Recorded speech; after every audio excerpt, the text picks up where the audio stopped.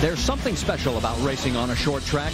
It's even more impressive when it's under the lights. The Richmond, Virginia fans have turned this Saturday night fight into an annual happening.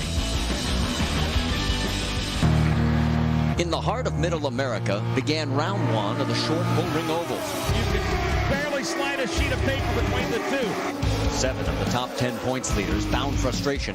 Danica Patrick has gotten together with 2 cars as they head to turn number 1, 4, 5 cars involved. As Dario Franchitti escaped and extended his lead.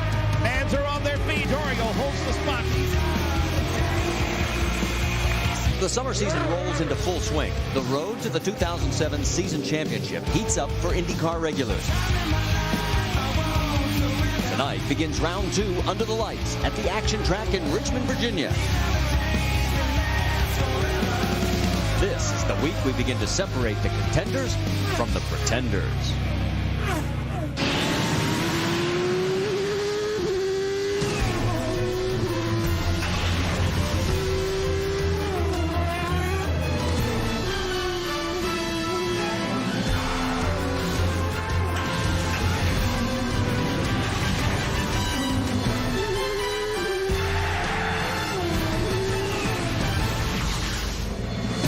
And we welcome you live to the action track, Richmond International Raceway, where we're getting ready for race 9 of 17 in the 07 campaign. It's the Richmond IndyCar 250 presented by XM Radio. And as the drivers get ready to climb into the cockpits for 250 laps around this 3/4 mile bull ring, if the question looms, will it be anything like what we saw just 1 week ago in Iowa, where 9 cars were damaged in one shape, form, or another?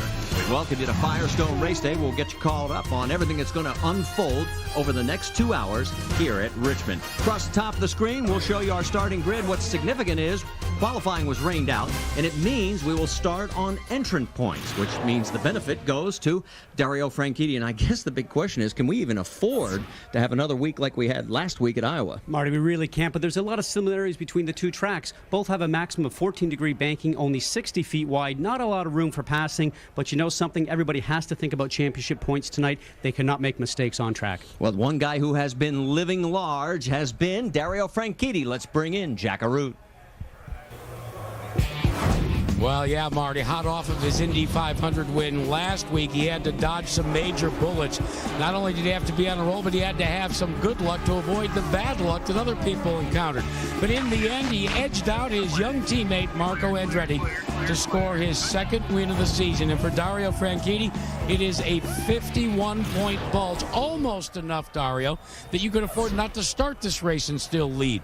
How, in any way, will that affect the way you run tonight?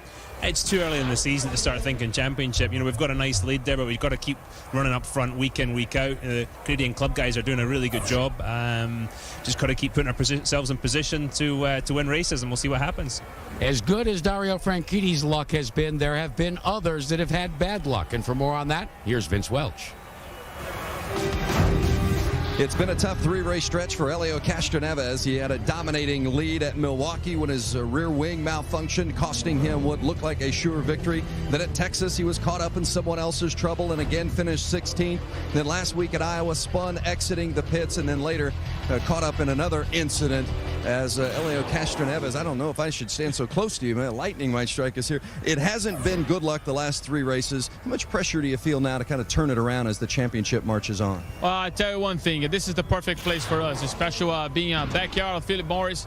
I mean, we feel that this is the place that our luck is going to turn around. And I tell you, man, it's tough, but hey, race is racing. You know, there is nothing you can do. Try to explain, try to understand.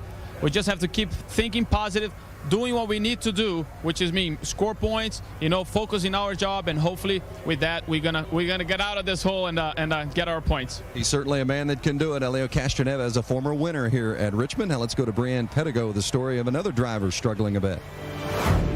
Dan Weldon was unbeatable at the early start of the season, taking home 2 wins in the first 4 races. But soon after Indianapolis, it looked like his luck had changed. And now even more frustration came last weekend in Iowa. Dan, you just watched this, and I know that your teammates are making some faces over here. Your No, they're coach, not your coach anymore. We're just very good your friends. old friends. You'll get him in trouble for that. How important, after having a few weeks of bad luck, how important is it to have a really solid finish here today? Well, to be quite frank, Brianne, I've never been in this situation before. I've never had a run like this, and you know, it's extremely disappointing for the whole Target Chip Ganassi racing team. Certainly, out of the last 4 races, I think we've been struck with some bad luck, but you know, I can't be perfect all the time, and I made a very big mistake that that drivers shouldn't make. I mean, I paid a lot of money, and the last race was just a very silly mistake that cost me a lot of points, and thankfully the team did such a good job to get the car repaired and put back together that I was able to actually salvage some points. But that was unfortunate, but you just got to move on from there and try and perform well, which we're trying to do tonight. Marty? Thank you, Brianne. Just some of the stories that will be unfolding as we conclude Firestone Race Day. And as we head to commercial break, when we come back, it'll be time for Gentlemen Start Your Engines here at Richmond, the place known as the Action Track. You want to know why? Just ask the drivers. Under the lights at Richmond. It's all about momentum. It's incredible fast. This is a very taxing track, both mentally and physically. It takes a lot of focus, a lot of concentration. And if you have a good car around here, it's an unbelievable track. Hey, these guys joined my... And in Richmond, Virginia, the statue of Robert E. Lee under the lights as we get ready to go under the lights here at Richmond International Raceway. Let's talk a little bit about Vitor Meira, because it has been a scary couple of weeks, Scott Goodyear, for the driver of the number 4 Delphi machine. On Friday, it was actually going down into the turn, ready to come into the pit lane, and what ended up happening for Vitor Meira upon the Delphi car is that actually he had a suspension piece break, much like he had just last week in Iowa. You watch here, the left side brakes, the right side brakes, puts him into the safer barrier on the outside of the wall here on Friday.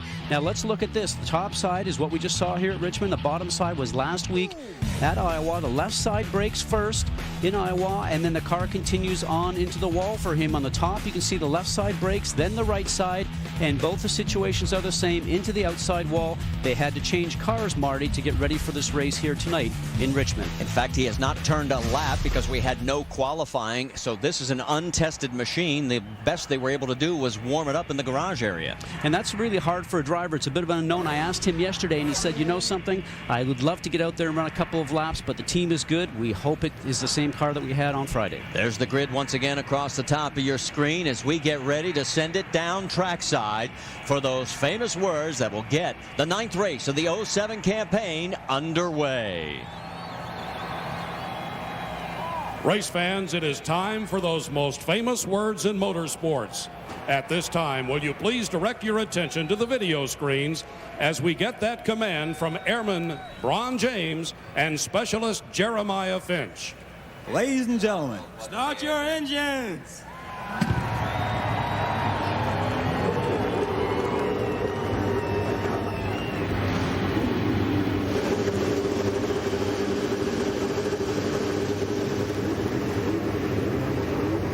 And thank you guys for a great command. And of course, we want to welcome all of our men and women in uniform stationed around the world watching today's IndyCar race via the Armed Forces Network. There you are on board with one of our 6 on boards. There's Tony Kanaan. You want to talk about a guy who had a tough week last week. He certainly did. It's rare to see Kanaan have a DNF. It's even more rare when he is involved in an accident, what he creates. I mean, in Iowa, he got loose going into the corner. It just turned around, collected Jeff Simmons. And of course, as we take another look at it, it takes a lot to put these cars back together. Let's bring in Jack Arute with our Valvoline track tip. Well, in fact, it's a price you pay for a crash, and that's what happened to the Andretti Green Tony Kanaan team, is they had to go hard to work, take the entire car apart, ship the tub out to be repaired, have new carbon fiber repairs, and then totally rebuild it. The total, well, 28 man hours, but they worked on it, and they had it here in plenty of time. The one plus out of all of it, guys, is during that tub inspection, they discovered there were some small hairline cracks that were not part of the Iowa accident, so there was a plus. So maybe a hidden positive, but boy, still an expensive one, Scott. You know, you put all your trust in the team, guys that work on the cars, and as a driver, whether you're going 175, 80 miles an hour at a track like here tonight or 230 at Indy, you put your trust in those guys. They are the best. All right, we're on our first of 5 pace laps. Remember, we're on a 3/4 mile bull ring. Let's show you our 6 onboard cameras out the front with Vitor Mira. Danica Patrick in the middle. She'll be there on the outside of row number 4. Scott Sharp in the number 8 machine. Then Jeff Simmons, Ed Carpenter, and out the back of pole sitters, Dario Franchitti. He's starting on pole, of course. Let's take a look at what we should be watching tonight. Well, always tough in this 3/4 mile racetrack and short track, short tempers. Really, you have to make sure that you don't get into a situation where if somebody cuts you off, you go out there revengeful and try and take it back on them, because it never works. Communication is going to be so important from the spotters here to get the survival to make the 250 laps here tonight. Spotters are up top talking to the drivers all the way around, the eyes and ears for the drivers to help them survive this race. And patience. Everybody's talking about championship points right now. You have to get to the end. Patience is a virtue. Expect the spotters and the team managers to be on the radios to the drivers, reminding them that patience is a virtue here at Richmond. Well, we've got a moment. Let's send congratulations out to Kevin Harvick on his Busch Series win earlier today. He did very well up in Loudon, New Hampshire. Let's talk a little speed comparison between the Nextel Cup cars that race here at Richmond and the Indy cars. Take a look. That's Clint Boyer back in April when he was here, running in the number 2 machine. On the top is Elio Castroneves. Give you an idea just how fast it is around this racetrack. Take a look as here is Elio coming across the line. He stops, and how much longer does it take Clint in the stock car? Well, exactly 5.7 seconds. Now, let's give you an idea of how much that would total over a 400-lap race.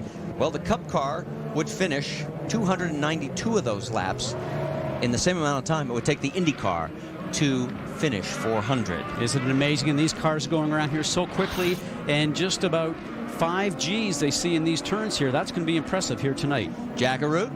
Give you a quick update on Vitor Mira. You know, he's been snake bit. Well, as he rolled off and the car began to roll, John Barnes radioed to him, well, at Vitor, the new car warranty's over. Vince?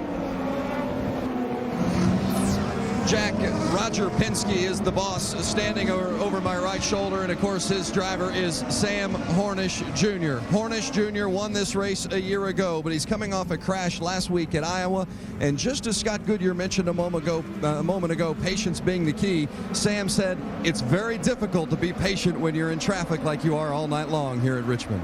Pace car is off. They come out of 4. We are absolutely green, and already a spin. Sam Hornish has turned around. Will he keep it fired? It looks like he will. And the yellow is out. Well, we talked about survival. Probably a situation of just trying to get the foot on the gas pedal and the back end starts to come around. Remember, cold tires right now. The tire pressures are not up. A lot of horsepower with these Honda engines. Let's watch. We'll see Sam Hornish on the inside of row 3 trying to get on the gas just a little bit ahead of his line mate. Elio Castroneves on that 3rd line, just trying to squeeze up the speed faster than everybody else, and it caught him out, Marty. Well, luckily for Sam, he kept it fired. He will not go a lap down. Take another look at it. He keeps it lit, so we go on board with Scott Sharp. Now, remember, Sharp said last week we saw so much of the stuff in Iowa in front of him and escaped all of it. He's on the gas, and you can see the big black mark that right rear tire makes of Sam Hornish Jr. as the car starts to slide across the track. Now, the question is he got flat spots on those tires? We'll have to wait to hear through the radio communication if his car is going to be fine. Let's check in with Vince. Well, they are going to change the tires for Sam Hornish Jr. and add fuel, but here's the situation they'll want to keep an eye on. Hornish reported that there was a little bit of front wing damage. They're not going to correct that now, but keep an eye on how his car handles the rest of the way. And I'm trying to see where the damage occurred, but I don't see anything from our angle. We'll take a look. We're going to go green next time by, as it will be Dario Franchitti, and now we will be in a situation where it will be a single file start. Everybody's still on the lead lap. Let's talk about some of the guys that benefited from this lineup by entrant points. Obviously, our pole sitter, Dario, is one. Well, I think Dario lucked out on this because obviously he's the lead in the points championship right now and gets the championship points because he's been so consistent. Marco Andretti was third fastest in practice, but he starts 14th based on the points. He was a big loser. We're back to green flag racing on lap 3 of 250.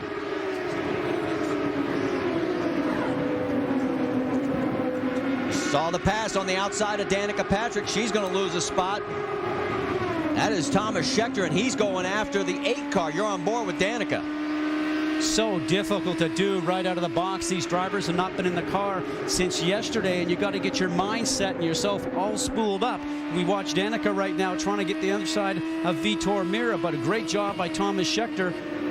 Look at the handwork going on right now with the 7-car Motorola car of Danica Patrick. So Danica's going backwards. Vitor's picked up a spot. Thomas Schechter's picked up a couple. Let's get another update on Sam Hornish's situation. Vince Welch.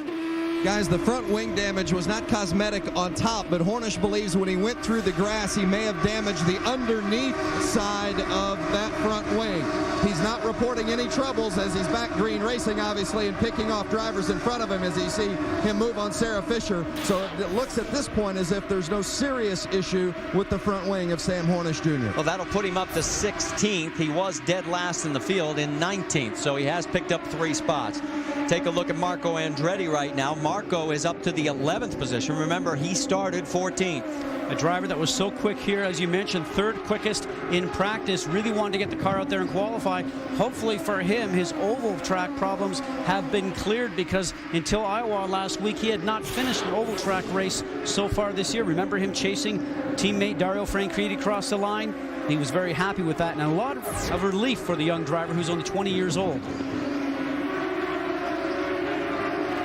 So as Marco continues to motor, let's get an update on him from Brienne.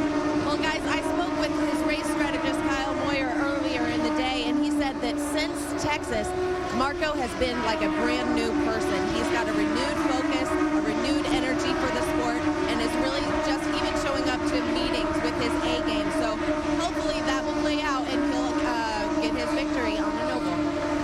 All right, thanks, Brienne. As we're holding for our race leader, there is Dario Franchitti coming across the stripe, and he is widening the margin 0.3 of a second each of the last 2 laps. He's up to a 1.9 second lead over teammate Tony Kanaan. Now, he's had a very consistent year so far, has not been outside the top 10 in either qualifying or race finishes, and obviously getting his 2nd win just last weekend and going about winning this championship right now very quietly. He understands that his point lead is very strong as he has people chasing him, and right now you're going to see a situation where they're going to start lapping here very quickly. On the underside, the 23 car of Milko Duno, he just makes to make sure that he gets past these cars very cleanly. To show you the speed difference, Milka's at 153. Dario's at 163. She's already a lap down. Jack Arute. Interesting situation for Dario Franchitti and John Anderson, the man that calls the shots. I asked him, how does this car compare to the car that they ran in Iowa? He said the shocks and the springs are almost identical. But like in Iowa, unlike many of the drivers, fellas, they have set the car up here, not necessarily to run flat out, but to be able to use some throttle response. They feel they're going to need that when they get into lap traffic, like they've already begun to with Milko Duno. All right, thanks, Jack. And let's take a look at our leaderboard as it is Dario Franchitti by 1.8 seconds over Tony Kanaan. Scott Dixon, Dan Weldon, and Helio Castroneves rounds out your top 5. And as we head to commercial break, we'll send you side by side. A great crowd here on night. Dario, he's led only 2 other races this year. That was Indy and Iowa. He won both of those. Could this be number 3?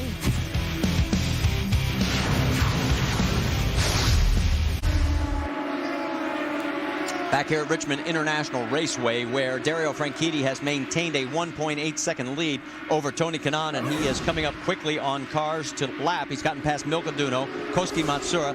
That is Sarah Fisher, who's in 17th, and guess who's right ahead of him?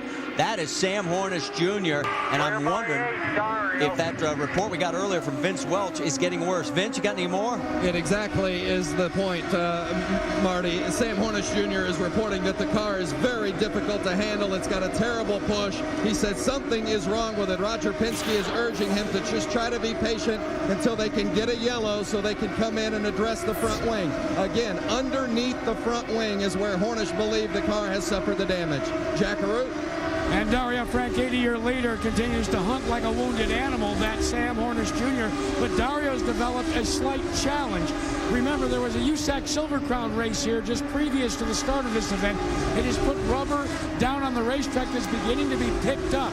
They've made a change in the rear bar as he goes to the inside and puts Sam Hornish down a lap. But they're going to have to take a good hard look at these tires and see what they pick up, Scott Goodyear, in this first stint. You know, it's amazing when you think about how competitive Sam Hornish is on ovals, and he's such a driver that loves to drive the car so loose. But for him to go down a lap right now, it's not the end of the race from him, because strategy might be able to put him back on the lead lap, and they'll get the car working a little bit better. But I'll tell you something, Marty, very uncharacteristic for Sam Hornish and Team Penske. I remember Sam won here last year and again back in 2002. So, yeah, there is definitely something wrong with the car. Take a look. This is one of the best battles we've got going on the racetrack right now. That's the 17 of Jeff Simmons, Marco Andretti, and Ed Carpenter. That's 11th, 12th, and 13th. You're on board with Carpenter. Let's go on board and check our Firestone telemetry with Ed Carpenter.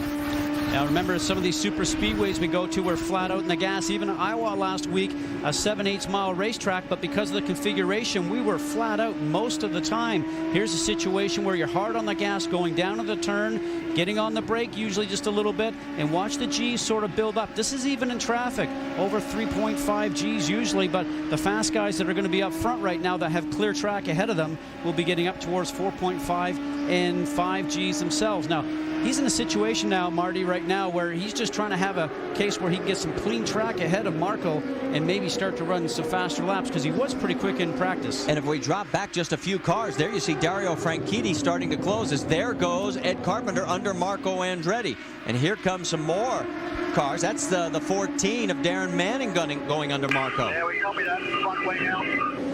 Okay, so what's happening right now is you hear some spotter chatter going on. All these cars that are in front of Dario Franchitti's, he's now looking to make a move underneath the 22 of A.J. Foyt IV. They are being told by their spotters that the leader's coming up behind you. So that's when you dig a little deeper, stand up in the seat, and try to go a little faster, not to put yourself a lap down. So we now have a total of 14 cars on the lead lap, as Dario Franchitti's next target is his teammate, Marco Andretti. Give you an idea, there is Dario. Let's drop on back to where we see Tony Kanaan. There he is, about 1.7 seconds behind Jack Arute. Yeah, Tony Kanaan in that 7-Eleven car, newly refabricated in that 28-hour stint, is complaining that the car is a tad loose, and they're just going to have to live with it. Expect the first pit stop, fellas, to come around lap 70, so we've got a lot of racing left with that loose race car. Well, Tony's finished 5th here twice in 03 and 04, but the last 2 Richmond races, he DNF'd. And, you know, he's a very experienced driver. You remember last week he got the car loose going into the turn, ended up crashing into the wall. That will be on his mind right now. He won't want to make the same mistake. So if the car is loose, it has that tendency to do the same thing, but he'll just very carefully take the car around the track, not put himself in danger, and he'll make some changes in the first pit stop to correct the handling of the car. And there is the Target Ganassi teammate, Scott Dixon, right in front of Dan Weldon. That is 3rd and 4th on the racetrack. They are 2.6 seconds behind the race leader. You heard the radio, loose off from Weldon.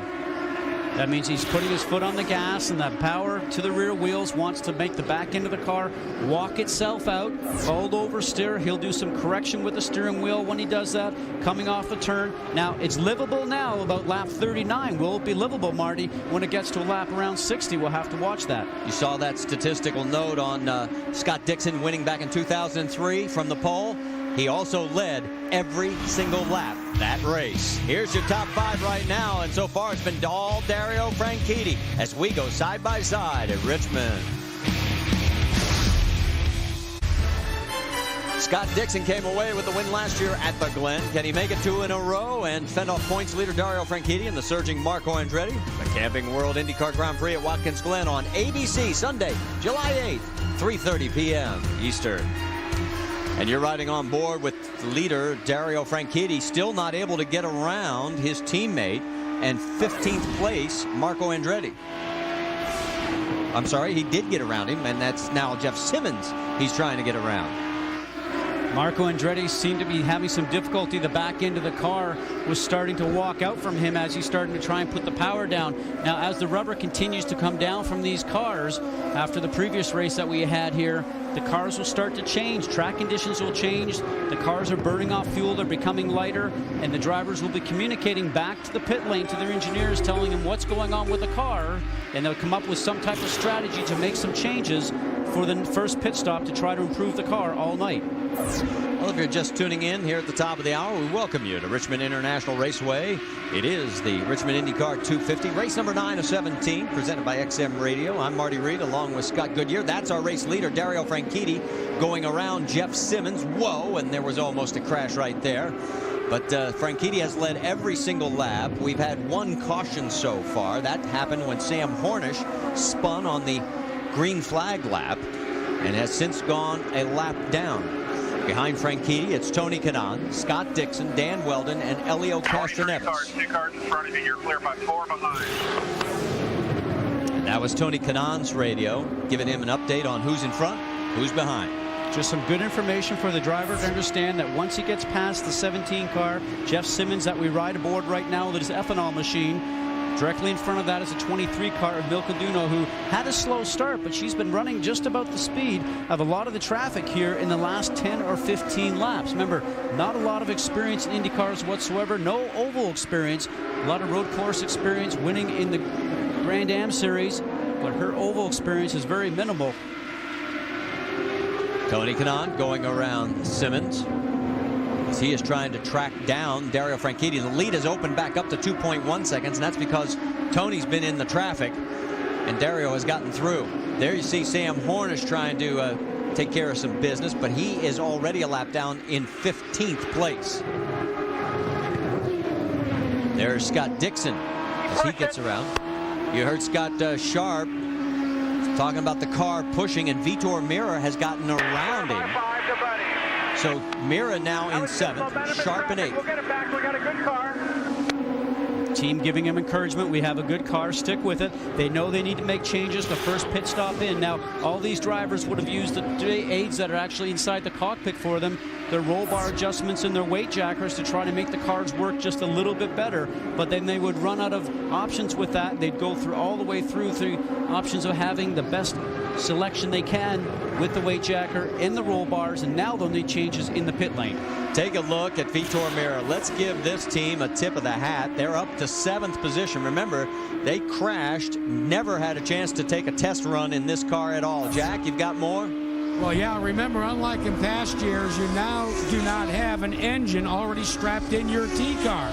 So when Meira crashed that Delphi Special, they had to literally build the car back in the garage area.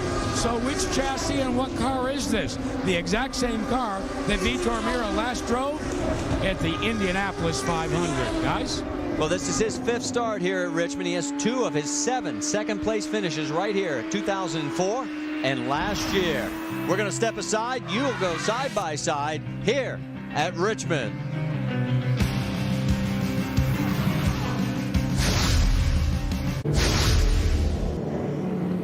Our second caution for debris. Let's check in on our triple pits, the ethanol edge. Jack? Your leader, Dario Franchitti, hits the last spot. They are going to at least make a front wing adjustment. Tony Kanaan is all the way first, and he will pass his teammate. Scott Dixon is also finished his completion. But what a great run, Vince Welch, by Tony Kanaan's pit crew. They gave him the spot. Guys, they made a front wing adjustment on Elio Castroneves' car. Took a turn of front wing out. He was complaining that the car was pushing at the early stage of the run. For his teammate Sam Hornish Jr., they changed the nose of that front of that car. Remember, he spun through the grass, and they believe they had some damage below the front wing. So Sam Hornish Jr. with a new front nose here at Richmond. And we're going to go side by side here at Richmond. Champ Car racing continues on ESPN tomorrow as veteran Paul Tracy found his way back to victory lane in Cleveland. Is he hungry for more, or will points leader Sebastian Bourdais return to the top of the podium? The Champ Car of Mont Tremblant on ESPN tomorrow at 2 Eastern. course, if you want to go straight line racing, we can always go drag racing tomorrow night on ESPN2. We had a little incident earlier today in the drivers' meeting. You want to talk about this at all? Well, usually the pranks are usually played between the drivers, but Brian Barnhart had his birthday today, and a little surprise. You know, Elio Castroneves, he's always up to pranks, and yeah. In fact, we talked to Brian. He says, I was keeping my eye on all the AGR guys, knowing that they would be behind it, and then it was Elio that just nailed him. You know, and there's Brian in the blue shirt. He, along with the crew up there, take care of this facility. The president of the Indy Racing League. He's the guy who hands down all the penalties. I mean, yeah, I wouldn't have done that if I was Elio. All right, we're under our second caution, and let's take a look at the last pit stops. There are the teammates, pretty much nose to tail. The first car in the slot right there, 27 Dario Franchitti, usually has the best run out, but a little slowness on the left front allows the 7-11 car of Tony Kanaan to beat him out of the pit lane. And this is the 7th race Tony Kanaan has led this year, and the first laps that he's ever led, though, here at Richmond International Raceway. Now, Dario's been about a mile an hour faster as far as the fast laps are concerned in the race so far, but we'll get a chance now to see how good his car works behind a car that's up in front. And Jack Arute, you have more? Yeah, they tried, Scott, to cure an understeer problem from the middle of the corner out. They feel they have accomplished that, but as you alluded to, that problem with the tire exchange cost him one position. One thing you know about this place, you have to time your passes. But the man that you may want to watch is the fella that had a very good stop and runs in third, that red and white car of Scott Dixon. Just moments ago, as we look at Sam Hornish coming down pit road, he radioed to his crew and he said, so far, I've been very conservative. They said, well, stop it. Well, and they have come in twice now to top off, and I sense Roger Penske trying some strategy here. Well, they're not sure if they have a fast enough car, which is really quite weird because yesterday Sam said, I have got a great race car, a fast car for qualifying. I'd love to go qualifying. As you know, qualifying was rained out. Elio Castroneves, you know, he was in a situation where he felt that his car was not getting the speed that he needed to. And in the end result now, it's Castroneves that's going quick and Sam that's going slow. Well, Sam now has 7 more laps on the other team. Vince? Well, guys, we talked about Sam Hornish Jr. and that little bit of damage done to the wing. You can see where it has come off here just as it runs toward the front of the wing. Hornish said it was making the car very difficult to handle. Look at this huge crowd here at Richmond International Raceway. They love their Indy cars, and boy, the teammates going after each other, and Dario Franchitti goes underneath and retakes the lead. Not even any challenge at all from Tony Kanaan. So is that a little bit of strategy from Tony, knowing that maybe Dario's just a little bit quicker and he'll sort of sit behind, but the guys we mentioned before in third, Scott Dixon, seems like he's putting his foot on the pedal now, Marty. I don't think Tony wants to give up anything right now. I mean, these guys, if they want to get back in the championship chase, have got to start getting ahead of Franchitti, not looking at his back wing. Well, lap 72 at 250, there's a long way to go. Maybe Tony's just going to work on his car, get the car working, and try to not extend himself right now. So you see Marco Andretti and a little bit of a dice up with the 22 of A.J. Foyt the fourth. Now, both those cars are a lap down, as we have a total of 12 cars on the lead lap. And we can also update you that Thomas Scheckter got around Scott Sharp, and he is flying, Vince. Scheckter was very happy with his race car during that first stint. Larry Curry, his team manager, said Thomas did not say a word. And guys, when the driver's not saying anything, that generally is a good sign. And it's a good sign for both division cars, 2 of the 3 anyway, because Ed Carpenter is in the same boat. Both drivers very happy with their race cars through that first fuel stint. All right, well, Thomas Scheckter right now in 6th. His next victim is Elio Castroneves. There is Danica Patrick. She is in 9th place.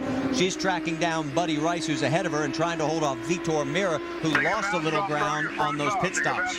Anytime the driver's in the car working the wheel and it's not as smooth as we watch on board with Dario Franchitti sometimes, if you're working the wheel like she is, the car's not working as good as it should do. See the gap back to Vitor right there as we go back on board with Danica. Carries nice throttle all the way through the turn there, Marty. That was terrific.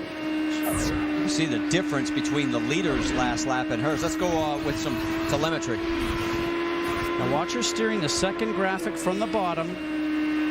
Fair amount of turning going in here. You see those numbers all the way up in the 40% range. Not much rest around here. You get going down that back stretch, which is only 860 feet long. Not much banking on this track, with the exception of the turns itself. Watch the G-forces climb as you enter into the turn, somewhere close to 4 during the race. Brienne, you've got more? Well, guys, Danica was completely silent all throughout the race until she came into that last pit stop. She only said one thing to Kim Green, her race strategist. She said no when they suggested to add a half a turn in the front wing. She said, no, no, no, just change the tire pressures. That may be why she's struggling a little bit on the track. Well, she continues in 9th place. Meanwhile, up front, Dario Franchitti has a 1.9-second lead over Tony Kanaan. As that car coming out of pit lane is Milka Duno. She is several laps down. There is the points leader, the race leader, and the man who is living large, as we said at the beginning of the broadcast, Dario Franchitti. He'll be the first to admit everything seems to be going right, and it's going right for Dario here tonight at Richmond, at least so far.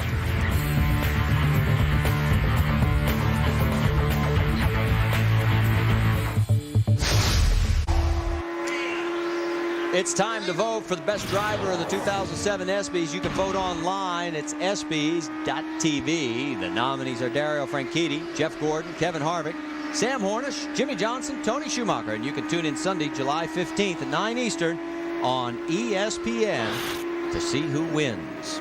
Back here, it is all Dario Franchitti by 2.1 seconds now over Tony Kanaan. And take a look on the racetrack. A lot of traffic, Scott Goodyear. We're on board with Ed Carpenter.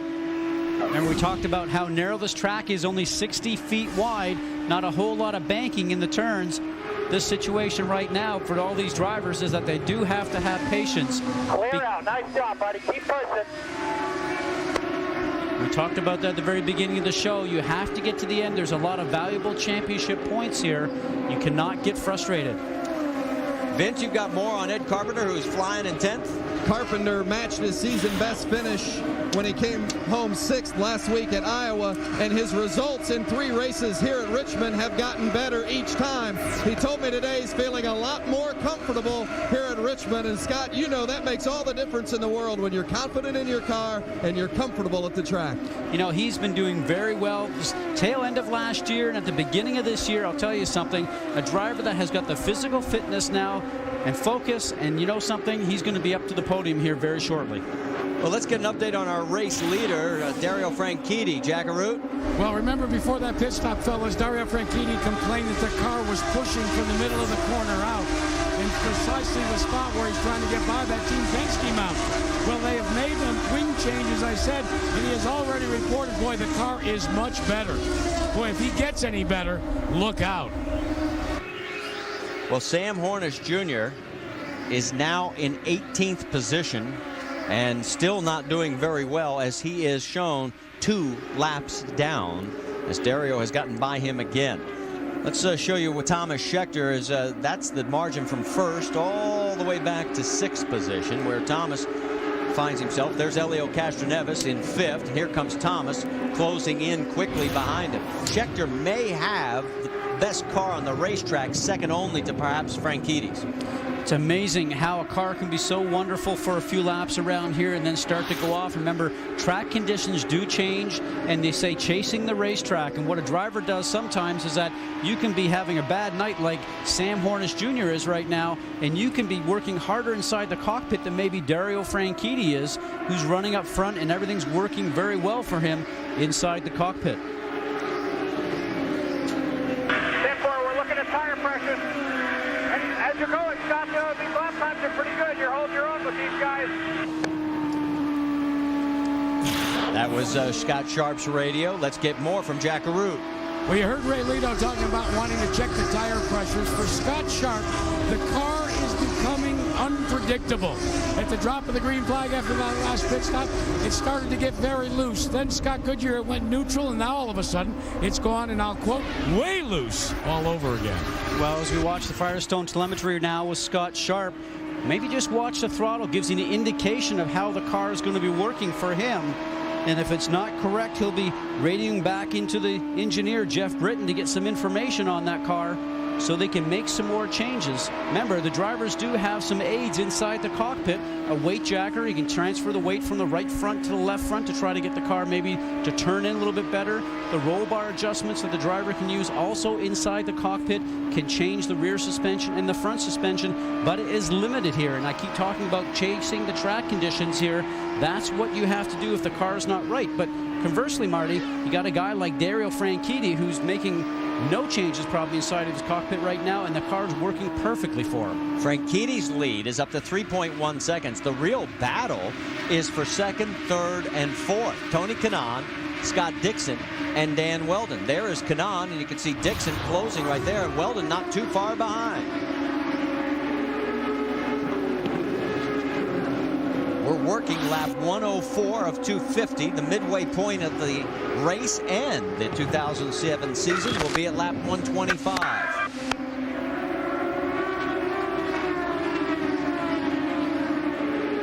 Right now, nobody able to really close down on Tony Kanaan. The margin staying about 2 to 3/10 of a second between each of those three. But interesting to note that Kanaan, when he does not have traffic in front of him, is able to run laps just a little bit quicker than the leader, Dario Franchitti, when Franchitti has no one in front of him. So it'll be interesting to see if that Tony Kanaan is working with his car right now, trying to get a little bit better, wait for some changes in the next pit stop. He will probably be a bigger factor towards the end of the race than he is now. You saw that average finish. He has 2 fifths, but as we mentioned earlier, the last 2 years he's finished 19th and 18th with 2 DNFs in both of those years. But right now he's doing fine, except there's one problem. It's called Dario Franchitti, the points leader. The Canadian club car is trying to check out. He's got a 3-second lead over Tony Kanaan. Scott Dixon, Dan Weldon, and Helio Castroneves round out your top 5 as we go side by side at the Richmond IndyCar 250. Here at Richmond International Raceway, you're looking at the race leader. That is Dario Franchitti. Taking a look at the Firestone lap leaders, it has been the Dario show for the most part. 109 laps led to 8 for his teammate and second place runner, Tony Kanaan. If you're just tuning in, let's get you up to speed. We'll take you as deep into the field as we can. Jack Arute, you're up first. Well, that Canadian club entry of Dario Franchitti looking for his 3rd victory of the season. The car has been running flawlessly. Meanwhile, in second place is his teammate, Tony Kanaan, who briefly took the lead on a restart, but now is faded and is complaining yet again of a slightly loose condition. Then we find Scott Dixon running in the 3rd position. Dixon telling his team he is just playing it conservative, but he is being trailed by his teammate, Dan Weldon, who's trying to get on the right side of things after the disappointment 1 week ago in Iowa. Weldon, though, complaining, Vince Welch, of a loose race car. Well, and Helio Castroneves running in 5th has complained of just the opposite, a car that has been a bit tight. They did take front wing out during his first stop. Castroneves soldiering on in 5th. In 6th place is Thomas Scheckter. Scheckter has been running very smoothly, and he's been challenging Castroneves. No changes on Schechter's car during the first stop, and Vision Racing believes this may be their best chance to win. There's Buddy Rice running in 7th position. Rice coming off a season best finish last week at Iowa, and he did not make changes to his car on the first stop either. So, Jack Arute, there's a lot of drivers out here that are pretty happy with their race cars in the early going. Indeed they are, and the man that is right behind Buddy Rice but is fading is Scott Sharp, who has been battling a loose-handling race car, trying to cobble together another short-track top 10 finish. The Patron people, led by Ray Lito, have said that this car is close, but they need to make some adjustments. Brienne? Well, in 9th position is Danica Patrick. She has no complaints about her race car. Her only complaints on the racetrack is about the 17 of Jeff Simmons. She believes that he's been blocking her all day long. They have brought in an official, and will try to get that worked out. Vince? Ed Carpenter has moved up 5 positions from his 15th starting spot. He is currently running 10th. It's another good run for Carpenter, but he did just radio in and say he's going to need a little bit of front wing at the next stop to fight off an understeer. And rounding out in 11th, it's Vitor Meira. Darren Manning, the last car on the lead lap, in 12th. And then As you go one lap down, it's Jeff Simmons, Marco Andretti, A.J. Foyt the fourth. Sam Hornish Jr. is a couple of laps down. Sarah Fisher, Koski Matsuura, and Milka Duno is behind the wall. That rounds out our field. Great job, guys. You're all caught up to speed. And it continues to be Dario Franchitti, but the margin is down to 2 seconds. It was at one point 4 seconds. So again, as he gets himself back into a little bit of traffic here, Scott, allows the other guys a chance to close up. And traffic always plays a part here, whether it's the people you're trying to pass for a position or if it's the people you're trying to get past because they're down a lap and their car is not working very strong. You heard Danica Patrick trying to get around Jeff Simmons, who's struggling with a car that's not up to speed tonight. And once she did that, she's been able to click off laps here at about 158 miles an hour. And that's about 3 miles an hour faster than just about everybody else on the race course. Matter of fact, she then turned around and is putting distance on Ed Carpenter. And while all this was going on, there's Buddy Rice. He has gotten around Helio Castroneves. He has moved into the 6th position. Buddy started 12th, so a good charge for him up to the number 6 spot. He's led in 2 of the last 3 races and finished 8th or better in the last 2 races. For Helio Castroneves, though, flip side of the coin, the last 3 races have been a disaster. You know, and not very typical of a guy like him to not be up there challenging for pole positions or race wins. And usually don't see him outside the top 3 or top 5, but he has had some struggles. I spoke with his engineer, Ron Rzuski, just yesterday, and he said they have actually had a lot of bad luck, and there's no doubt the part failure at Milwaukee alone really set them back because they had that race won in about another 30 laps. So very disappointing for that team. They know they need more points for the championship, Marty. Vince, you got more on Helio's situation? Well, just to build on what Scott said, one of the problems that Castroneves has had this week is that they've been unable to find a good balance with this new tire that Firestone has brought here. He said they liked the car a lot more last year, but Firestone has brought new right side tires for this race this year, and he said last year's setup just has not worked and has not been as comfortable, and they've struggled to find that appropriate balance this weekend. All right, thanks, Vince. You know, we are past the midway point. We passed that while we were going up to speed at lap 125. Let's sit back, ride on board, just listen and watch and see how smooth everything is going right now for Dario Franchitti. Here we come up to start finish, and we'll ride along and see what happens.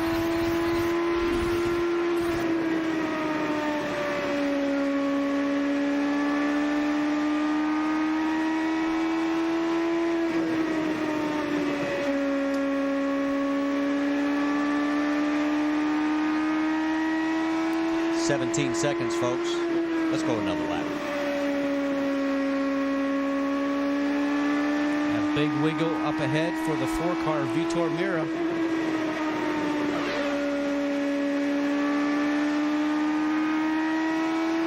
Not easy to drive around here, these cars. Over 170 miles an hour in qualifying, 150 average here. They're going just in race trim. You think about the stock cars that run here, 126 miles an hour for their qualifying effort. Big speed difference here. And Meira is the next victim to go a lap down, as he is in 11th. Darren Manning has been passed. While all this is going on, Champ Car Racing continues on ESPN tomorrow. Paul Tracy found his way back to victory lane at Cleveland. Is he hungry for more, or will points leader Sebastian Bourdais return to the top of the podium? Champ Car, Mont Tremblant on ESPN tomorrow at 2 p.m. Eastern. Meanwhile, the action continues out here as you look on board from Vitor Meira back to the race leader. Meira in 11th, Dario Franchitti, and his lead is back up to 2.9 seconds. Able to extend it any time that he gets an opportunity to have clear track in front of him. Here's the battle for second right now. Tony Kanaan hanging on with a loose race car. Scott Dixon in hot pursuit along with teammate for his target team of Dan Weldon, just trying to chase Tony Kanaan down at this time. There is Weldon in the number 10 car. You know, tip of the hat to those guys. We talked about it at Iowa. They both had problems, fixed their cars, came back out, and scored 10th and 11th place points when they could have just given up and been about 18th or 19th. But with all the carnage, they ended up picking up a lot of valuable points. As we spoke with Mike Hall this morning from the Target Chip Ganassi team, he said, you know, the gain in points there might just be enough to help you in a position championship run later in the season. And some smart moves by them, because points are so valuable towards the end of the year. And if you can find yourself gaining 5, 7, or 10 points by going back out, it's well worth the effort the team did to get the car back out there. And kudos to the team put everything together, and that's when the driver really knows how well the team works for him when he goes and crashes the car, and they put it back together for him to get back out. We'll talk more about points as the evening progresses. Let's talk a little bit more about Thomas Scheckter and Buddy Rice. There they are. That is a battle for position. Schechter's in 5th. Rice is in 6th. Both these cars performing well. Scheckter was really on a tear there when he had the early run going. Seems to be holding a little bit more of station. Buddy Rice, as we pointed out a little earlier, has picked up 6 spots from where he started this race. And we're being told from pit lane it'll be about 5 more laps before we see green flag stops, which will really put the test on everybody in pit lane. A test to all the crew that's there, but as we watch the 15 right there of Buddy Rice, when you think about it, an Indy 500 victory to his name back with Ray Hall Letterman Racing. But now he's with the Dreyer and Reinbold team. A lot of changes going on there this year. New engineers coming on board, and Buddy's engineer with John Dick. Those guys are starting to really work hard. Things are starting to click for them. And a small team, guys, a small team that's chasing down the big teams that are just up ahead. Well, he's running in the same position he won when he had his best finish here in 2004. This is his 5th start at Richmond. His finish last year was disappointing, 13th. All clear by 5. Here at the spotter, Tillon, all clear by 5. And that's great information, because now you know that you can go ahead and start working on the car in front without jeopardizing yourself, getting sideways or costing yourself some time, and maybe having the car behind you come up and sneak past. So now he has the opportunity to work solely on trying to get past Thomas Scheckter.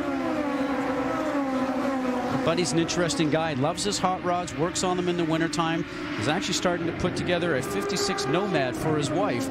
Seems like it runs in the family. Love the hot rods. Back to the man up front, Dario Franchitti. He is 2.3 seconds ahead of Tony Kanaan. Here's our GoDaddy.com trivia question. In which race this season did Dario Franchitti fail to complete every lap? And there's only one of them. So you have a guess there, well, sir. You know, you always get the questions. How come I always have to do the answers? I'm not sure how this works, but I'm going to guess the first race of the season. I think he might have not finished one lap there. You are correctamundo. Miami. He completed all but one lap, where he finished 7th in that race. And right now he is leading lap 151 of 250. In fact, he has led 144 of those 152 laps. Sarah Fisher, as she comes in for her stop. There you go. You can hear the radio in the background. 4 new tires, load of fuel, ethanol. Some small wing changes going to the front wings there by both crew members on the front wheels. So Sarah right now running in 18th position, 3 laps down, 4 by the time she gets back out onto the racetrack. So our green flag stops as we see other teams starting to set up for these pit stops here at Richmond International Raceway. Here comes Thomas Scheckter. Vince? Brett Schmidt on the outside front will give Thomas Scheckter the go-ahead once they change the tires. He'll motion him to move forward. Scheckter will not take any changes in the chassis, and now we got a yellow. We have a problem in the backstretch. I'm looking to see what car it is. There it is. It is the 17 of Jeff Simmons, and it looks like damage to the right side. Did not see exactly. You okay, Jeff? I see contact strip on the outside of the turn 2 wall, and looking at the damage, it may be that's what happened. Elio Castroneves was coming through pit lane. He continued on. Let's take another look. You're on board. Car's turning in just a little bit high, gets back on the gas, and just off the line just a little bit, gets the right side wheels into the marbles. Now look at the right front tire. You can see all the tire marbles that are actually accumulated on that. When those tires are hot, it picks that stuff up so quickly. And as this race goes on, that line up the top will start to get a little bit lower, as we see Jeff coming out of turn 2 right now on the high side and hits the outside retaining wall, that safer barrier. And I can tell you, as a driver, major disappointment when you're inside the cockpit. He'll be pushing the button after he hits the wall. Now he's going, no, no, no, no, bang. And then he'll be pushing the button on the steering wheel saying, guys, I'm sorry, but we just hit the wall. Coming out of 2, our day is done. He was 2 laps down, I believe in 15th position at the last time I had checked. And he's been struggling with his race car today. He's been off of pace just a little bit. You can see the frustration in him. He's just soaking wet sweat from the heat here and the humidity. Very tough racetrack here. All right, while we're under our third caution, let's go to a 30-30 update from ESPN. Let's send it back to Bristol and Scott Van Pelt.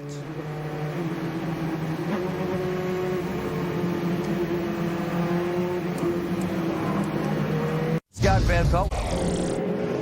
Back here at Richmond International Raceway, everybody taking advantage of the third caution brought out by Jeff Simmons. And we'll have to sort everything out as they all come back out onto the track. You're on board with Dario Franchitti. And as we take you back and show you what happened, let's bring in Jack Arute. Well, Dario Franchitti originally was going to make a wing adjustment. He elects not to, waves it off. But look directly behind Dario Franchitti as they go to work. They make a wing adjustment on Tony Kanaan's car. Why? Because Tony Kanaan reported, fellas, the car is almost so bad I can hardly drive it. So they've got to begin to do something. But Franchitti waved off the recommendation by John Anderson to make a wing change. All right, thanks, Jack. So right now, we are under our third caution here at Richmond International Raceway. Don't go away. Our third caution here at Richmond International Raceway as a result of Jeff Simmons crashing in turn 2. As we have Dario Franchitti is in first place, Tony Kanaan second. Now, we have been told by race officials Elio Castroneves will be given a drive-through penalty. He is the last car on the lead lap in 9th position, but he passed coming out of the pit lane, and that's a no-no as IndyCar officials are going to give him the pass-through. There's your top 5. Stay with us.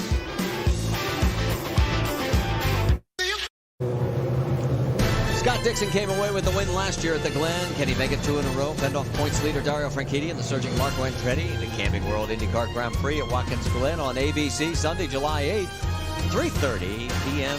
Eastern Time. As we're under our third caution here at Richmond International Raceway as we're working lap number 166 of 250. Take you back and show you the reason why. Here's Jeff Simmons entering into 1. Starts to drag the car down, doesn't go right down to the yellow line, but then it just starts to come out high on him. He has no control and hits the outside wall. Brian Pedigo, you have more? Yeah, I'm at the Infield Care Center with Jeff Simmons. Jeff, you just saw the replay there of that crash. Can you walk us through what happened?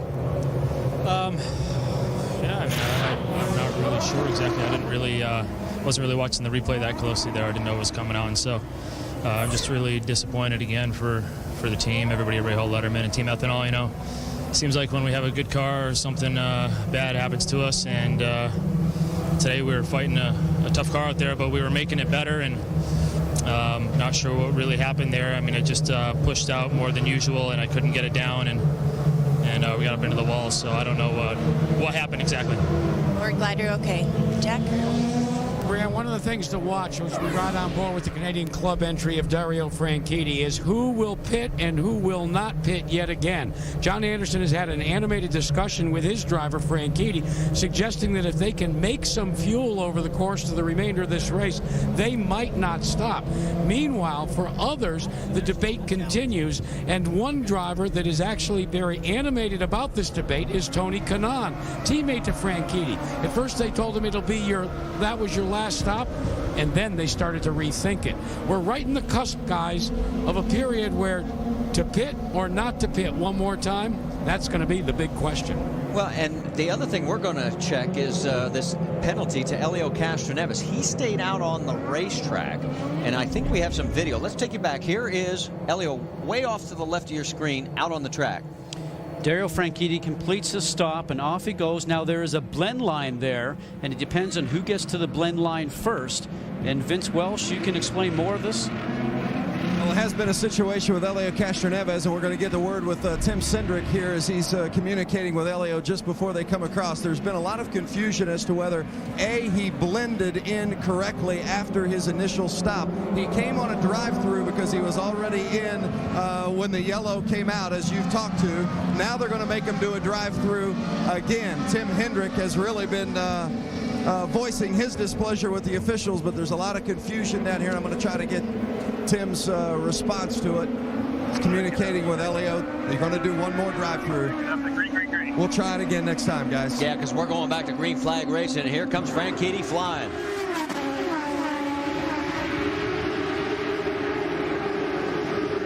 Man, he is hooked up. I can't believe it. Power down, handling right from the very green flag. Cool tires, low pressures. There's nothing slowing him down. Vitor Meira going underneath Marco Andretti. Andretti is at least, one lap down. We have a total now of 11 cars on the lead lap as both Thomas Scheckter and Ed Carpenter were able to get back on the lead lap. It's a nice battle going on right now with Danica Patrick, Scott Sharp, and Vitor Meira. Here we are side by side. That's Dan Weldon going underneath Tony Kanaan. And here is Elio with his drive-through penalty.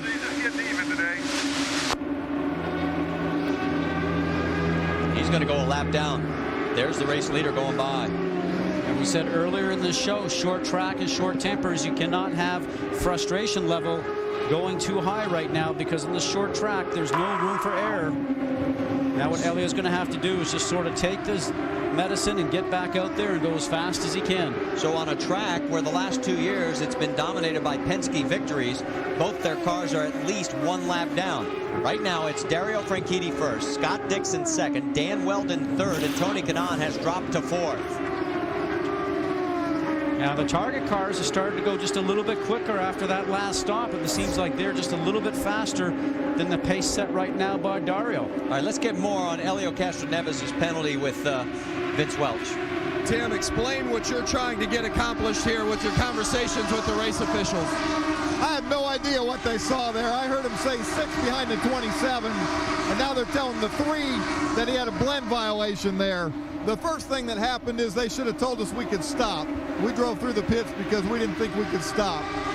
And then they told us we had a blend violation to where they said that we had to come back in and do a drive-through for a blend violation. We already went to the end of the lead lap. I mean, to me, it's ridiculous to lose a race over a call like that. Marty? All right, so now we have Tim Cindric's side of this thing. As you continue to see Dario Franchitti, he has now got an 1/8 of a second lead over Scott Dixon. Here it is one more time.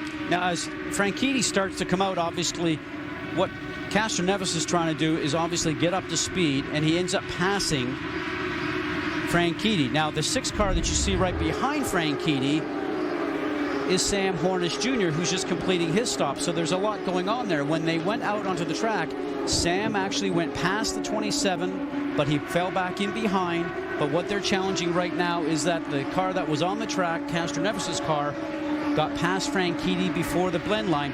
And I'm not sure whether he did or he didn't because we could not see the blend there line correctly. But I guess what I think I'm also hearing Tim Cindric say, who's the president of Penske Racing, is that they really gave us 2 penalties. We went to the back of the line, and then we also had to do a drive-through, which, as you mentioned, Marty, put him down a lap. All right, we're working lap 182 of 250. It's been the Dario Franchitti show for the most part. I guess the question now will be fuel, tires. Let's get more from Jack Arute. Well, we told you from the start of this race that tire buildup, the marbles on a racetrack, can really wreak havoc with the handling of a car. I never thought that it would happen with the safety car driven by Johnny Rutherford. During that period, they picked up so much buildup on their tires that Rutherford called for the backup car. Why? He thought he had a flat tire. So this stuff is really being picked up, not only by the race cars, but by the pace vehicles as well, guys. Great catch, Jack, as we have seen a lot of accidents, crashes caused by that very problem. Take a look at what's going on the track because there's your top 5 at the Richmond IndyCar 250. We're going to step aside as you go side by side. At Richmond International Raceway, we're working lap number 194, 250. Take a look at the Firestone lap leaders, and looking at that, you'd say it's all Dario Franchitti, and it has been up front for the most part, but there's been a lot of stories unfolding behind him, one of which is Elio Castroneves. We have checked with race officials. They dispute what Tim Cindric says. They say we did tell them it was okay for Elio to continue his pit stop, that he did not have to continue back out onto the racetrack. And as far as the blend line situation, they said that their timing and scoring system shows he should have been behind Dario Franchitti. When he was not, he was penalized. So that is the official version from league officials. And the end result is Helio Castroneves is a lap down in 11th spot. Meanwhile, well, the endless good fortune of Dario Franchitti continues. And as we mentioned, he's the first to admit he's loving the wave that he is riding. He knows it will come to an end sometime. But right now, got Hornish back there, Dixon right behind him. I don't know when that wave is going to come crashing, because he has just been on a rail. Well, you know, as we said talked to him the other day, and he said, you know something? I'll take any luck that comes my way. Remember the past couple of years he's had races fall away from him because he's had some bad luck. But you think about before he came to Richmond, led 130 laps all season. And now he's already led 190 in this race alone here today.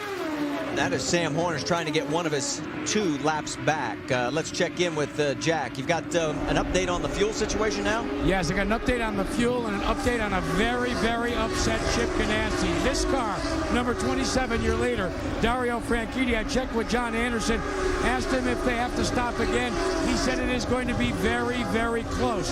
But the 2 red cars directly behind him, Scott Dixon, as you see there, and then Dan Weldon, well, they do not intend to stop, but they want one car to stop. The car that is wedged between the 2 of them, and that is the Team Penske entry of Sam Hornish.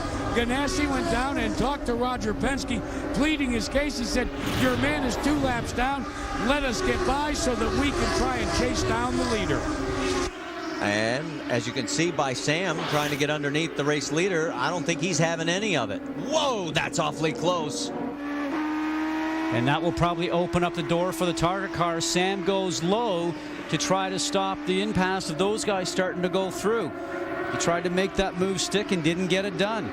That's probably just going to frustrate more so Scott Dixon and Dan Weldon. Now watch here, coming off the turn. Sam's got a little bit more speed going down the front stretch. He goes on the inside. Watch these tires, how close they get right now. And the wing itself. Franchitti had no choice. He had to get low on the racetrack because we saw what happened to Jeff Simmons if you go just a little bit too high. But Sam then started to slow up, and then I thought it was going to be Dixon and Weldon going by, but Sam took the low line going back down to turn 3 and just stopped those guys from taking advantage of the mistake. Dario's never been known for his prowess on the short ovals, but he's been good. 3 wins, including last week at Iowa, leading 660 laps. Do you know in the last 5 races, you want to know why he's in the points lead? 2 wins, never lower than 4th, and he has picked up 250 points in the process. 60 more than the guy second best in that 5-race stretch, and that's Tony Kanaan, his teammate. That's what you have to do if you want to win a championship. We're going to go side by side here at Richmond. The laps are winding down.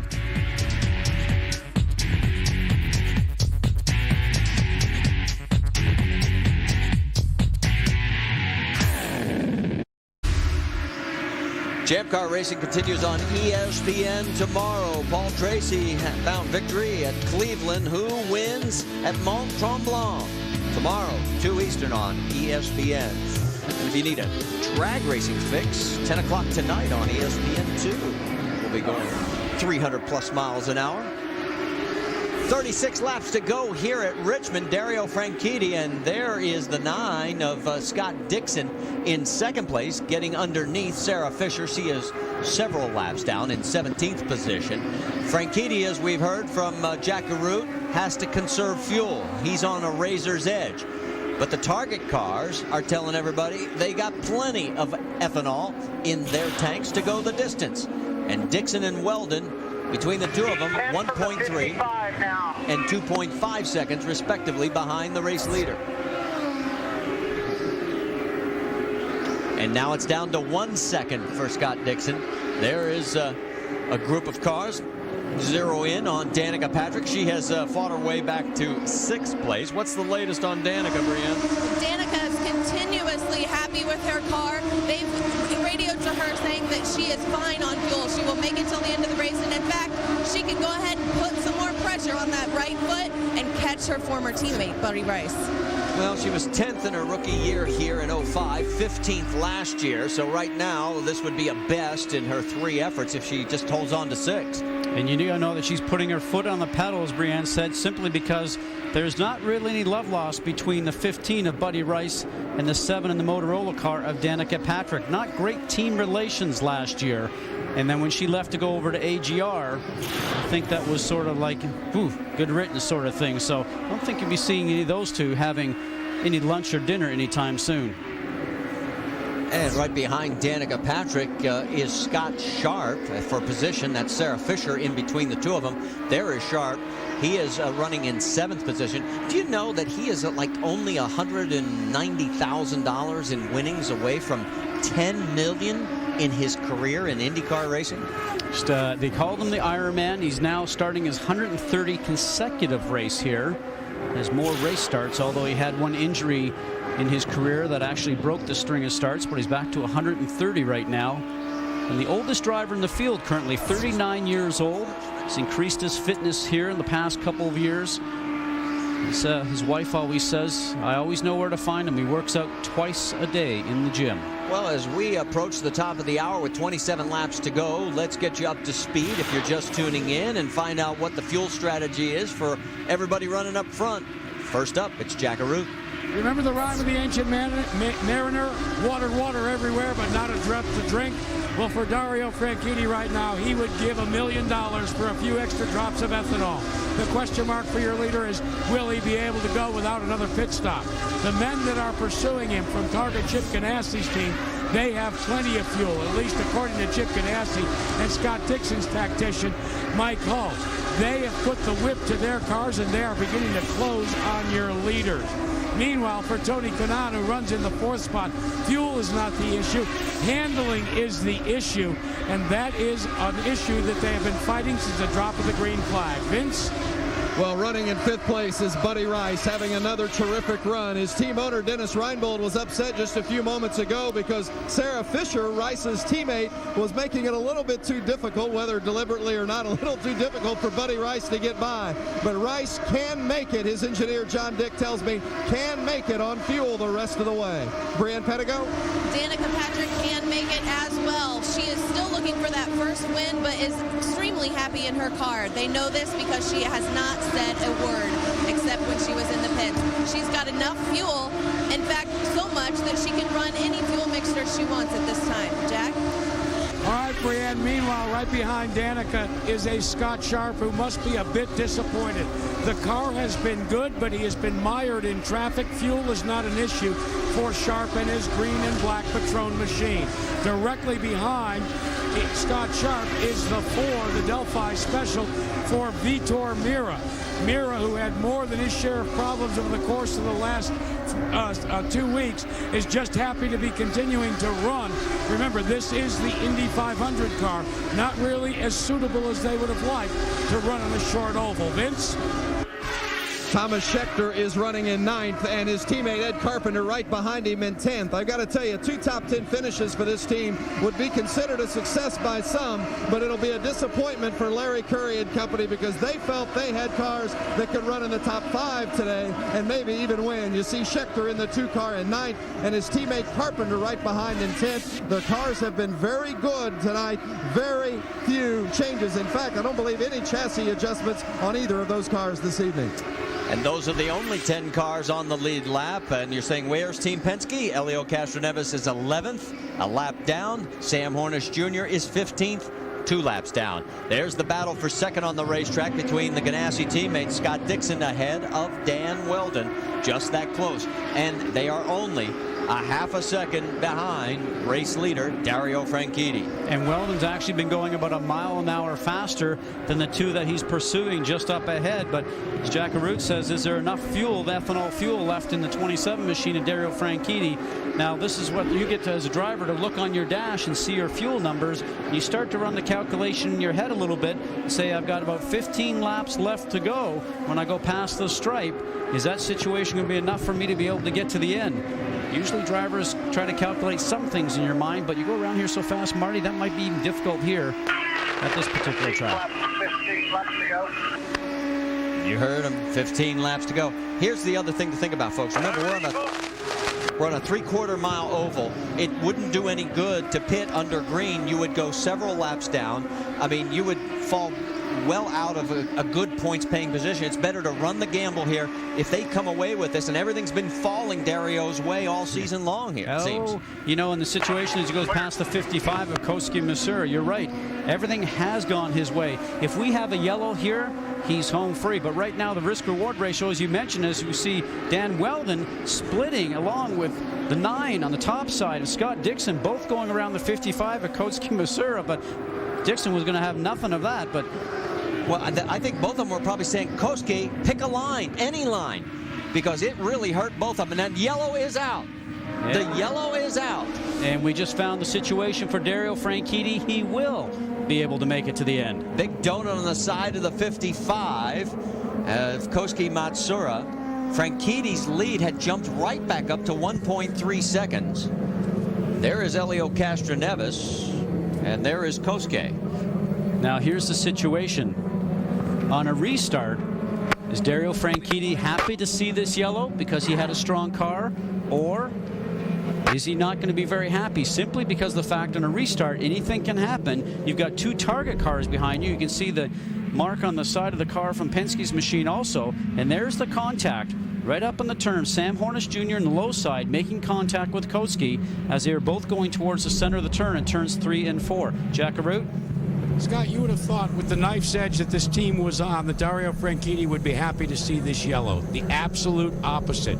He was a bit upset as John Anderson explained to him what happened, and he said, well, Sam Hornish continued, and all they said is, look, just keep your head on this restart. This will be one of the most critical restarts, not making it an understatement, of Dario Franchitti's 2007 career. Remember, we've seen restarts on short ovals like Sam Hornish had at the drop of the green flag, where you can spin these tires and then you've got a bucking Bronco. For Dario Franchitti, it's all going to come down to the next green flag. Well, he has been very good on the restarts tonight. Remember, he shot past Tony Kanaan when Tony had the lead oh so briefly. And here he is with, it's going to be less than 10 laps to go before we go back green. And we mentioned before that he seemed to have good power down and not really spinning the tires too much, trying to get the car up to speed after a restart. Remember, there's no traction control on these cars this year, so it's all up to the driver. Squeezing the throttle as if there's an egg in between your pedal and the foot. You don't want to spin the tires, but you got to get the power going to the rear wheels at the same time. Thomas Scheckter decided to come in. Now, he pitted from the 8th position. Remember, there are 10 cars on the lead lap. In his case, this really doesn't hurt him. The situation here, 4 fresh tires, not really clear. Maybe he had a leak or something of that nature, but not completely clear why you would really want to go ahead and do that with only a few laps left to go.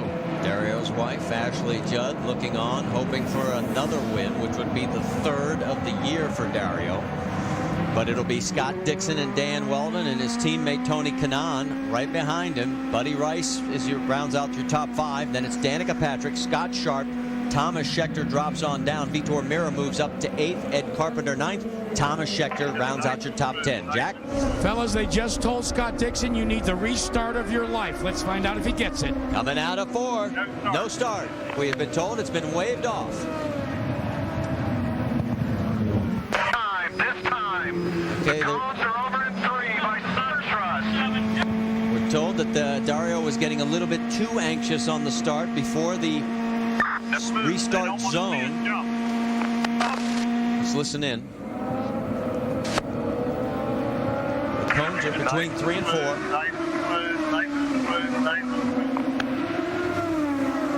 Coming out of 4.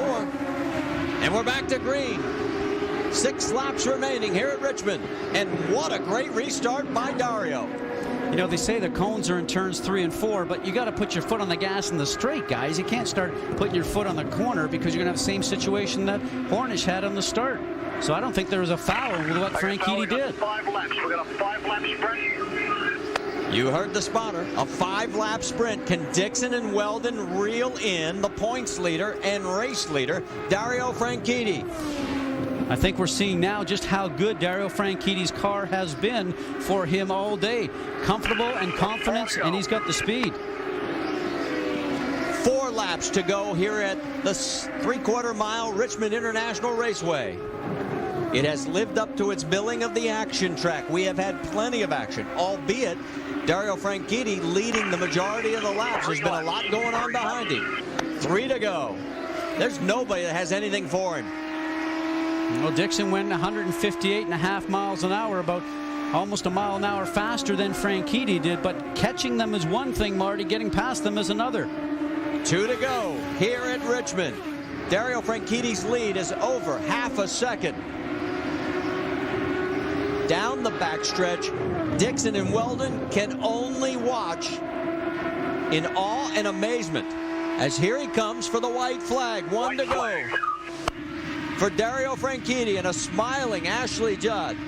This one, when he crosses the line, will be his 3rd win of the season. The first time he's won more than 2 races in a single season. Here he comes out of 4, your race winner, Dario Franchitti. Hey, we Super Joe. Excellent, mate. Great race. Bloody brilliant job, boys. Fantastic. Good job, world. There you go, boys. 4 of his 7 career wins now have come on the short tracks. It's the 28th IndyCar Series win for Andretti Green Racing, and Dario extends his points lead. And we'll talk to him when we come back. Want to see something cool?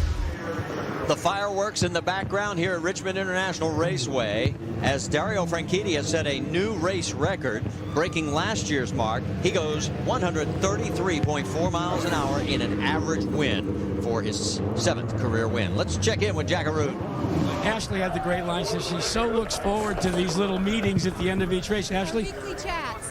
Your husband just set a new record, a new race record here for Richmond. From your perspective, and Tony Kanaan gives the congratulations. From your perspective, is there one thing you see that Dario is doing on these short tracks that makes him excel? Short tracks are pretty technical, and he likes technical driving, so that certainly has something to do with it. And I know that he was asked to conserve a little bit, and that's one of his special aptitudes, being really quick while still saving some fuel. But really this season, I think the tone was set at St. Pete when he went down 2 laps, had something broken in the car, not really good brakes, I believe it was, and raced his way back up to 5th after really having gone down. So he's just really enjoying, I think, the spirit of driving. Well, I think like what you said. He's a gentleman. Ashley, go congratulate your husband. Let's go to Vince Welch in Victory Lane. Dario Franchitti just climbing out of his car, and the still photographers flashing the celebratory victory photos, and Dario just got a congratulations from his team owner Michael Andretti, congratulating his crew on those terrific stops during the course of the event as well. And Dario wins for the 2nd straight week, last week at Iowa, this week at Richmond. What is it about this track? You've been 1st, 2nd, and 3rd the last 3 years here. What is it about this track that suits you? I enjoy driving it a lot. I think it suits maybe my style a little bit, but Andretti Green are giving me really good cars here, which makes my job a little bit easier. Now, they say that you're a street course guy, road course guy. How's the short oval fit your style? It's kind of the same feelings. You got to feel what the car is doing. I have to say a big thank you to the engineering staff, though, AGR. We took some big gambles last night, especially Alan McDonald, my engineer, my long-suffering engineer, because he took an educated guess today, and it really worked out. You weren't nearly the fastest in the practice sessions as he gets the hug from Tony Kanaan on the victory. What was the change that Alan made that vaulted your car to the top? Well, we knew it was okay in race trim, but it wasn't quite. We didn't think a winning car, but we didn't get a qualifying sim. That's why we looked so far down the time charts. But he just took a little bit of a gamble. I'm not going to go into too much detail, but it worked. You said before the race, you told Jack too early to think about the championship. Do you start thinking about it a little bit now that you've put 2 wins in a row together and you've strengthened your lead? No, absolutely not. If the Canadian club guys keep performing this way, the car keeps performing this way, and I keep doing my job, we might be in with a chance. He's certainly doing his job, Marty. Well, in Hawaii, the wave is called the Banzai Pipeline. And right now, the man riding that wave is Dario Franchitti. He led all but 9 laps, and look at what he does now. Lengthens his points lead to 65 over Scott Dixon, 72 over Weldon Kanaan. Hornish is 102 back, and Elio is 114. And remember, you get 50 for a race win. We're going to take a break. We'll come back. We've still got more from Richmond.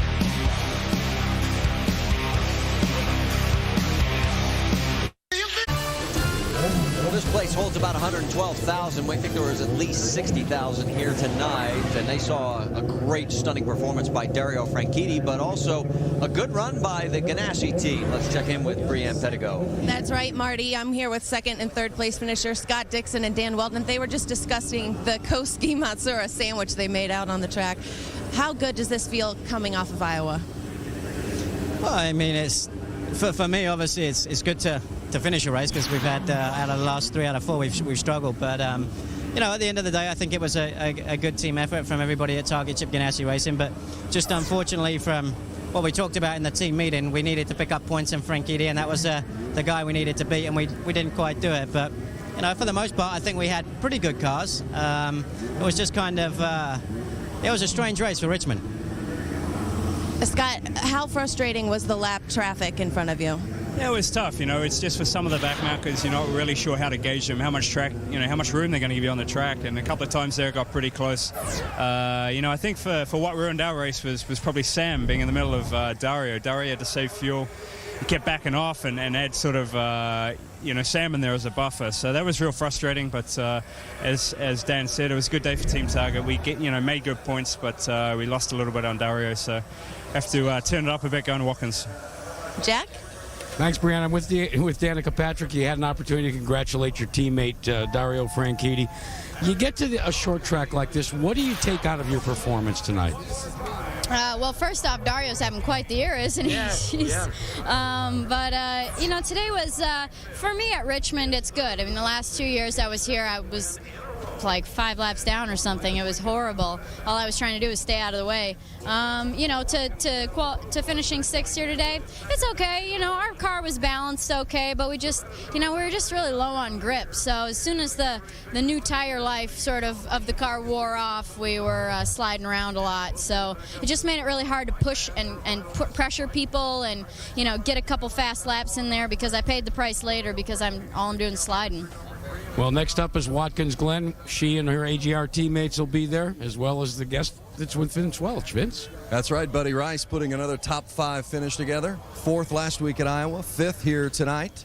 What's been the impetus to your turnaround here? I know you guys have really been making strides. Yeah, I mean, obviously I was a bit of a gimme because of all the accidents, and we just stayed out of trouble. But, I mean, this was a legit one. We ran to the front. We had good pit stops tonight. We're still missing a couple pieces to the puzzle, but, you know, we've gotten some help, and we were able to bring some parts on our car that we really needed for Iowa. Would have been nice to have there because the car was pretty much the same except for these parts. And, you know, it was great to come out of Iowa the 4th, but this was a solid, hard run, top 5, and we were, contending all night and making moves, so it was exciting. And Marty, John Dick, the engineer, really working well with Buddy Rice. This team did not touch his car for a single chassis adjustment all night. And you're right, 2 races, and he is doing very well. And the tip of the hat to Dreyer Reinbold Racing, as they have made major improvements from last year.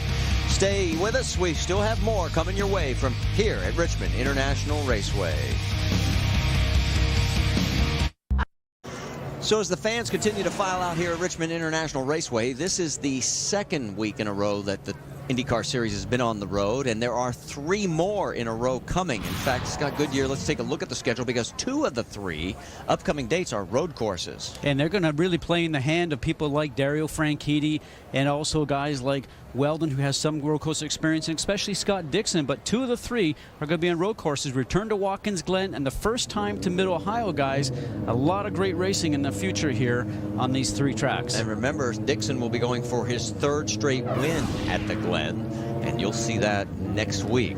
As you take a look at the unofficial results across the top of the screen, we've talked about just about everybody in the top 6. The only person we didn't get a chance to talk to was Tony Kanaan, but TK, again, another strong race, although the handling did go away towards the end of the event. And there is Weldon talking it over with a Firestone official. Let's talk a little bit about the fact that we didn't have the carnage that we had at Iowa.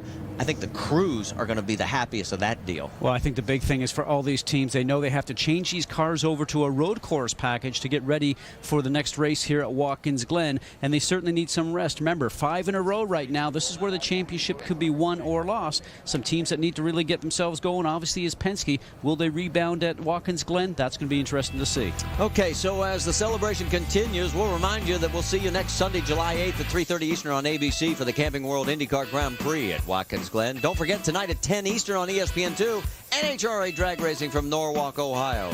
This has been a presentation of ESPN, the worldwide leader in sports. Coming up next, it's Baseball Tonight. Congratulations to Dario Franchitti. For Scott Goodyear, Jackaroo, BM Predigo, Vince Welch, I'm Marty Reed. See you next week.